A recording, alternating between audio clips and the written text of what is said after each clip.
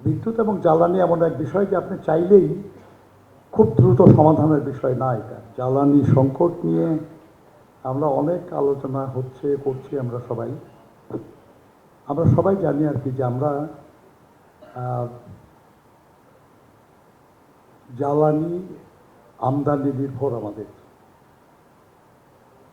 বহু বছর ধরেই আমাদের দেশে বিদ্যুৎ উৎপাদন বা গ্যাস আহরণের ব্যাপারে খুব বেশি উদ্যোগ নেওয়া হয় নাই। আপনাদের স্মরণ থাকতে পারে যে এই দেশে প্রথম খনিজ সম্পদ উন্নয়ন বা উত্তোলন এর জন্য যে প্রতিষ্ঠানটা করা হয়েছিল সেটা শহীদ জিয়ার আমলে, বাপেক্স। এবং বাপেক্সের মাধ্যমে বাংলাদেশে কিন্তু বেশ কিছু গ্যাস, তেল এগুলার অনুসন্ধান এবং আহরণ করা হয়েছে। এই প্রতিষ্ঠানটাকে দুর্বল করে ফেলা হয়েছে, অনেক দুর্বল। বিশেষ করে গত 15, 16, 17 বছরে আপনার একেবারেই অকার্যকর করে ফেলার ব্যবস্থা হয়েছে।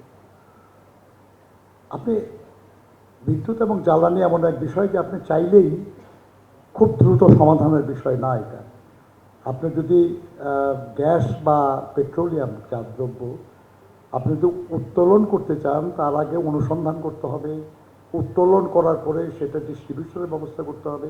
এটা সময় সাপেক্ষ ব্যাপার। এমনকি আপনার আমদানিও সময় সাপেক্ষ ব্যাপার। আপনারা শুনেছেন নিশ্চয়ই যে সম্প্রতি বহু দেশের সঙ্গে আমরা আলোচনা করছি, আমাদের সরকার, এমনকি মিয়ানমারের সঙ্গে পর্যন্ত আলোচনা হচ্ছে যে পাইপলাইনের মাধ্যমে গ্যাস নিয়ে আসা যায় কিনা, চেষ্টা হচ্ছে। কিন্তু আমরা এটাও জানি যে স্বাভাবিক যে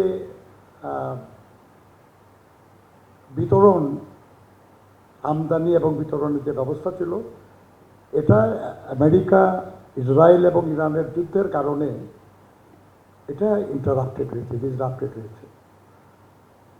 বহু দেশের সঙ্গে চুক্তি ছিল আমাদের, তারা রপ্তানিতে আগ্রহ নাই। অনেক জায়গা থেকে আমরা আমদানি করছি, কিন্তু সেখানে জাহাজ আসতে অনেক বিলম্ব হচ্ছে। হরমুজ প্রণালী বিষয় সবই আপনারা জানেন। এর ফলে জনগণের কিছু কষ্ট হচ্ছে।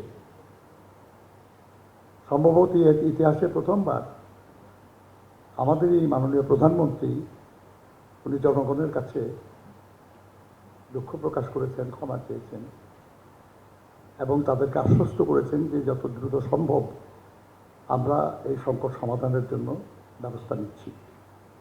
প্রায় 40,000 কোটি টাকার মতো এডিশনাল বরাদ্দ দিতে হয়েছে। বাংলাদেশের মতো একটা অর্থনীতি থেকে এতগুলি টাকা শুধু জনগণের কাছে যে দায়বদ্ধতা, তাদের প্রয়োজন বিবেচনা করেই করা হয়েছে। এবং আমরা আশা করছি যে যত দ্রুত সম্ভব এই সংকট সমাধানের ব্যবস্থা করা যাবে। খুব অপ্রস্তুত অবস্থায় আমরা এই বিপদে সংকটে পড়ে গেছি। কে জানতো যে এই যুদ্ধটা এভাবে শুরু হবে, তাই না? কে জানতো যে আমাদের সমস্ত আমদানি প্রক্রিয়া বিলম্বিত হবে? যাই হোক, এটাকে হ্যান্ডেল করার চেষ্টা করা হচ্ছে। কষ্ট হচ্ছে, আমরা সেই জন্য দুঃখিত, কিন্তু আমরা সমাধানের জন্য চেষ্টা করছি। আমরা আশা করছি যে পারবো আমরা ইনশাআল্লাহ, কারণ আমাদের আন্তরিকতার কোনো অভাব নাই এবং আমাদের মাননীয় প্রধানমন্ত্রীর চেষ্টার কোনো ত্রুটি নাই। আপনারা বেনজির সাহেব সম্পর্কে জানতে চাইছেন। আপনারা জানেন যে